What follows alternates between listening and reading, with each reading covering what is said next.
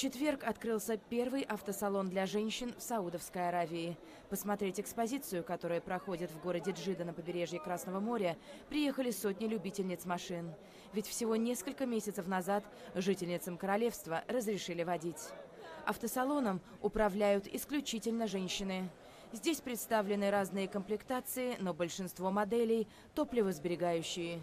Клиентки садились за руль автомобилей, осматривали салоны экспертным взглядом и фотографировались на фоне новинок. Многие из посетительниц признались, что это очень важный момент для них. Я давно интересуюсь машинами и многое о них знаю. У меня есть водитель. Обожаю изучать все о разных брендах. Так что я отлично разбираюсь в этом деле. С Божьей помощью скоро приобрету собственный автомобиль. Король Саудовской Аравии Салман в сентябре объявил, что с июня 2018 года местные жительницы смогут получать водительские права и законно садиться за руль. Королевство – единственная страна в мире, где женщинам официально запрещено водить машины.